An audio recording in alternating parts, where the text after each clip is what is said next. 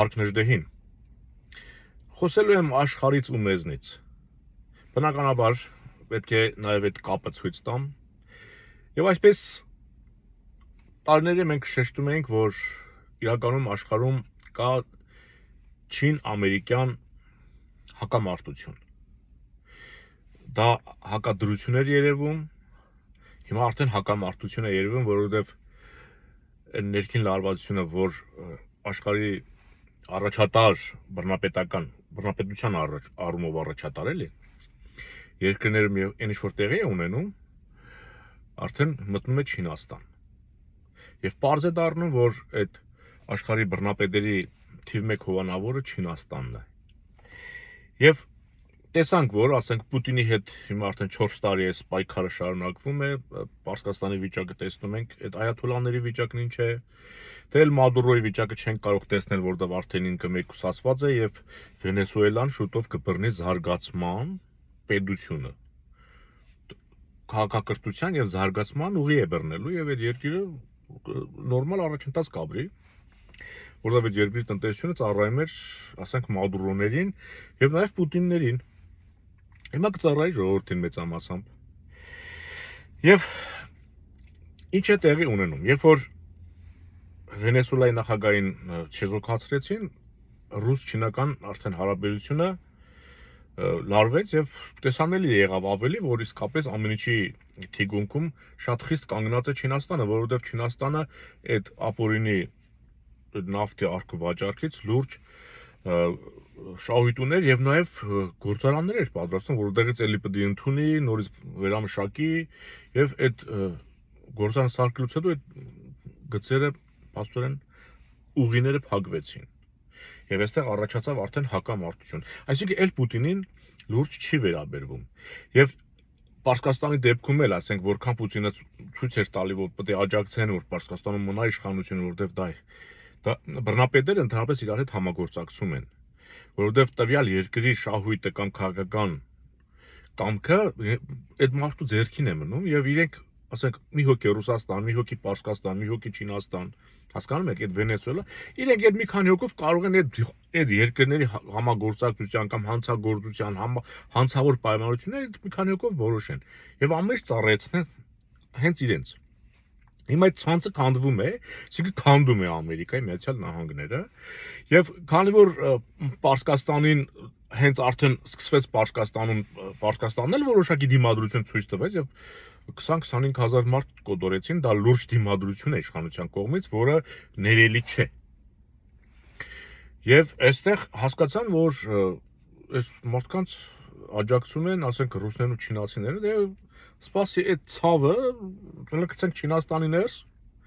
այսինքն հիմա տեսնում եք Չինաստանում խառը վիճակ է սկսվում։ Չինաստանը թողի յուղով տապակվի, Պարսիկի, Ռուսի, սրա նրա հարցեր լուծելու կհասնենք Չինաստան։ Եվ ասեմ Հյուսային Կորեան, որ ասենք էլի Չինաստանի եւ Ռուսաստանի պահած բալեն է, որը այն բանը կծող շամպես իրենք պահում են, որ հետո աշխարհին դրանով նաեւ վախեցնեն, իրենք են կերակրում այդ շամը։ Հա, եւ շատ հնարավոր է, որ այդ Կորեան էլ փլուզվի, այսինքն ոչ թե հնարավոր է, դա բանը գալու է դրան, եթե Չինաստանն ու Ռուսաստանը փոխվեցին, արդեն չմնացին միապետական երկրներ, այնտեղ Հյուսային Կորեան անելիք չունի։ Չի կարող դիմանալ։ Եթե նրան չսնուցեն, ինքը տնտեսապես միանգամից անմիջապես վայր կընկնի այդ պետությունը, կդադարի գոյություն ունենալ։ Եվ այս ֆոնին Ամերիկայի Միացյալ Նահանգները նաև տարածաշրջանում, այսինքն ցավը գցել է Չինաստան, տարածաշրջանում սկսում է կարգավորել։ Եվ երբ որ արդեն Պարսկաստանին է անցել, դա Թուրքիային արդեն անհանգստանում են։ Թուրքերը, որ պարսիկների հետ միշտ հակամարտության մեջ են եղել, նույնիսկ թշնամական հարաբերություն ունեն։ Պարսիկները նախընտրում են Հայաստանով գնալ Եվրոպա, ոչ թե Թուրքիայով։ Պատկերացնում եք, այդ կարգի հակամարտություն կա, բայց ըստիպված Թուրքիան հիմա աջակցում է Պարսկաստանին, քաղաքականապես դեռ։ Եվ բացահայտ են դա անում, այսինքն հասկանում ենք, որ Թուրքիայի դերը տարածաշրջանում նվազում է արդեն։ Չկա խորհրդային միություն, Պարսկաստանում հեղաշրջում եղավ, արդեն թուրքերը իրենց դիրքերը պետք է զիջեն։ Եվ երբ որ Իսրայելը նախապատրաստվում է Թուրքիայի վրա հարձակվել, դա Իսրայելը չէ։ Պետք է հասկանանք, որ դա Ամերիկան է։ Եվ անցում կատարելով այս իրավիճակից Հայաստան, ես ուզում եմ հանգստացնել որոշ ասենք այն թեր պատկերացում ունեցողներին, երբ որ Ամերիկայի Միացյալ Նահանգները ատոմային էներգիայի պայմանագիր է կնքում Հայաստանի հետ, դա Հայաստանի նախաձեռնությունը չէ։ Դա Ամերիկայի նախաձեռնությունն է։ Այսինքն Ամերիկան Հայաստանը տեսնում է անկախ պետություն։ Դա մեր բախտը բերել է, որ այդ պետությունը մեզ այդպես է տեսնում։ Այդ բանի ասած, հա Նիկոլիո թեկուս բանի այդ Հեյդարի Լագոտի ասած Զանգեզուրի միջանցքը, այդ որ ինքը վերցրել է իր ձեռքի տակ, հենց այնպես չի վերցրել, որովհետև այսօր արդեն Սյունիքը պետք է ոչ թե 5 կիլոմետրով, այլ արդեն 15-20 կիլոմետրով արդեն զբաղեցրած լինեին ու կամած առաջ գալուց լինեին թուրքերը։ Եվ ասեմ, որ Նիկոլին արգելված է ընդհանրապես Պուտինի եւ Ալիևի կողմից արգելված է, որ երկիրը հզորացնի մեր։ Անկամ բանակը ինքը բանակում մարդիկ հերթափոխի են գնում, անգամ այն պայմանագրայինները, որ գնում են հերթափոխի, ով մի քիչ փողից հնարավորություն ունի, գնում են, խնդրում են, ասենք քիչ փող ունեցող կամ բիզնես ունեցող մարդկանց, որ սնունդի փող տա, այդ մարդիկ բարձան նորմալ չեն սնում անգամ այդ տղաներին նորմալ չեն սնում։ Աշխատավարձը դե հասկանում ենք որքան ցածր է։ Այսինքն այդ պոլիէթիլենային թաղանթներով, չգիտեմ, եսի ինչեր են սարքում տագը, որ ցրդին, ձյանը, անձրևին, ասենք այտենց բանակը, այտենց սահման չեն պահում։ Բանակի վրա որևիցե ուշադրություն չի դարձվում։ Իսկ պետության գումարի զգալի մասը բանակի վրա է գնում։ Եվ թեկուզ թույլ տնտեսությամբ փողի ավելցուկ է, չէ՞ առաջանում։ Բայց այդ փողն ինչ անեն, եթե բանակին չեն տալի։ Բերեք պարգևավճար բաժանենք։ Այսինքն ամեն ամիս պարգևավճարը ստանալուց հետո մի հատ էլ որոշել են կիսամյակային մի հատ մեծ։ Հիմա այդ միլիոնավոր դրամները, որ ստացել են կառավարությունը, չգիտեմ, խորհրդարանը, այդ շեշտեցին, որ դա առաջի կիսամյակի համար է 25 թվի։ Այսինքն մի հատ նման բան էլ պետք է տան երկրորդ կիսամյակի համար։ Այստեղ հարց է առաջանում։ Լավ, տեսնում եք, որ սահմանին զինվորը սոված է։ Անպաշտպան է մեր սահմանը։ Ձեզ ո՞նց եք թույլ տալի այդքան պարգևավճար ստանաք։ Այդ փողն ավելացել է, պետք է իրենք յուրացնեն։ Պետք է յուրացնեն, դեմնել ընտրությունները։ Նիկոլ Փաշինյանը պատրաստվում է կոնկրետ հարված հասցնի պետականությանը եւ կարող է իր թիմի մեջ մարդիկ լինեն վերջի պահին հրաժարվեն, ասեն, ես այդ քայլին չեմ կարող գնալ։ Իրա կողքը մարդ է պետք։ Ինքը այդ փողերով առնում է այդ մարդկանց, ուրիշ ճար չունի։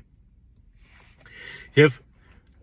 սա էլ է փլուզվելու, որովհետև եթե մենք տեսնում ենք, որ Ամերիկան Հայաստանի, տեսեք Ադրբեջանի հետ հենց Իլհամ Ալիևի հետ պայմանավորում է, Իլհամ Ալիևը նույնիսկ առաջարկներ է անում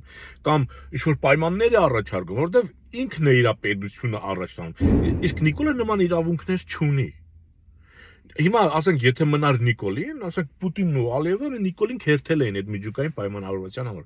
բայց բոլորը լավ գիտեն, որ դա Նիկոլի նախաձեռնությունը չի, եւ Նիկոլին չեն կարող քերթել, որովհետեւ գիտեն Ամերիկան է ասել։ Տեսեք, Թուրքիան 50 տարի Ամերիկային խնդրում է, որ ատոմակայան ունենա իր աջակցությամբ։ Այդ բանը չի արել Ամերիկան Թուրքիայի համար, բայց ինչ որ Հայաստանի համար, որ իր դաշնակիցը չէ, անգամ այս վերջի տնտեսական պատժամիջոցներ է սահմանել Ռուսաստանին աջակցելու համար, բայց որոշել է ատոմակայան, նոր սերնդի։ Հասկանում, սա նշանակում է, որ ինքը Հայաստանին պահել է, որ հանգարց թուրքերը չտանեն։ Իսկ Նիկոլին առայժմ ինքը հանդուրժում է, որ տարածաշրջանում իրավիճակ չփոխվի, տրամադրվածություն չփոխվի, որովհետև թուրքերը շատ հանգիստ են, որ Նիկոլն է Հայաստանում ղեկավարում, իրենք հանգիստ են, եթե հանգարց շատերն են ասում, չէ, բա որ Բևերը տենց ամերիկան բան գովում եք, ընդունում եք, բա ինչի ձեզ չի օգնում, որովհետև Բևերի պահանջները, այսինքն Բևերը ունի պահանջներ, Նիկոլը պահանջ չունի, Նիկոլը լսում է, իրան ասում են դուրս տալիս է, Անդերից ասում են, էլ չտաս չի տալիս, հետո անդերից ասում են, մի քիչ էլ տուր գնում է որ տա, ստեղից քաշ քշում, այսինքն այն բանի պես մեկնականից է քաշում, մեկը վզից է քաշում, մեկը քամագից է քաշում, մեկը ոտքից է քաշում։ Բայց Բևերը որ գա իշխանության, չեն կարող քաշել, ինքը պահանջ է դնելու։ Կոնկրետ պահանջ։ Իսկ այդ պահանջը ամերիկան չի կարող չկատարել, որովհետև այդ պահանջի հիմքը հենց ամերիկյան կնիքն է։ Ամերիկայի կողմից հաստատված փաստաթուղթն է։ Այսօր տարածաշրջանը կթեժանա, եթե Բևերին բերեն իշխանության։ Բևերը կգա իշխանության, երբ որ Թուրքիայի հարցը վերջնական լուծելու են ըստ ամերիկյան ծրագրի։ Բայց ըստ հայ հանրության, եթե դուք ուզում եք իսկապես Հայաստանի անկումը կասեցնել, Դուք պատկերացնում եք, եթե Նիկոլին հաջողվի համադրություն փոխել եւ Արցախը ճանաչել Ադրբեջան։ Հարյուրավոր մի քանի 100 միլիոն դոլարի, միլիարդ ինչ միլիոն։ Մի քանի 100 միլիարդ դոլարի պարտավորություն է Հայաստանի վրա դրվում։ Դու ամբողջ Հայաստանի ես մնացած Հայաստանի տարածքը վաճառեք, այդ արժեքը չի կազմի։ Դուք հասկանում եք, դա նշանակում է, որ Հայաստանը կորավ, առանց պատերազմի։ Եվ թուրքերը ադամները սրած դրան են սպասում։ Դու երբ որ Արցախը համարեց իր Ադրբեջան, դու ռազմատուգանք ես վճարելու։ 30 տարի այդ մարդկանց ունեցվածքը շահագործել ես, ավերել ես, քանդել ես, սպանել ես, մորթել ես։ Ըստ իրենց։ Այդ որ ասում են խաղաղություն է, Արցախը, դուք Արցախը տալով ձեր տունը քանդեցիք։ Արցախը տալով քանդում եք այս մնացածը, որովհետև երբ որ դու ճանաչում ես Արցախն Ադրբեջան, դու բեռ ես վերցնում քո վրա, որի տակից դու զգալ չես գալու։ Չես կարողանալու եւ էսել ես տալու։ Իսկ Քարոշյան մեքենան դա չի ասում մենք գնում ենք խաղաղության։ Դա համար եմ ասում ես թքել եմ նման խաղաղության վրա։ Հասկանում եք։ Դա Արցախը հենց տվեցինք, դա այն քաղցկեղի բջիջն է, եթե ճանաչեցինք Ադրբեջան, որը տարածվելու է Հայաստանի վրա, մնացած Հայաստանի վրա։ Եվ վերջ, հայկական հարցն էլ կփակվի։ Իսկ Ամերիկան դա դեռ սառեցրած պահում է։ Իսկ եթե դու շտապում ես, չես ուզում Հայաստանը ավելի շատ անկում ապրի, որ հետո վերականգնելը դժվար չլինի։ Աշխատի Բևերի հետ։ Որքան շուտ Ամերիկային պարտադրենք, որքան շուտ։ Ես որ ասում եմ պարտադրենք, դրա հիմքը կա։ Ես չեմ ասում, ես Ամերիկայից հզոր եմ, թուրս հանդելու եմ, բան անեմ, այս Թրամփի ակաժները կդրեմ։ Չէ, Ամերիկան ունի թուղթ, Վիլսոն իրավարար վճիռ, որի վրա դրված է Ամերիկայի պետության կնիքը։ Ես իրեն քաշ եմ տալու իր թղթով դատարան ասեմ, արի տեր կանգնի։ Ինչի՞ ես մոգոնել բայ, եթե չես տեր կանգնում։ Դա արժանապատվության խնդիր է նաև Ամերիկայի համար։ Ես ուրիշ ոչ բան չեմ անելու Ամերիկային։ Հասկանում եք։ Եթե ուզում եք, որ հասնենք մենք դրան, դա կարող է անել Բևերը, Սասնացուռը։ Լավ մտածեք։ Աշխարհը փոխվում է իօքուտ մեզ,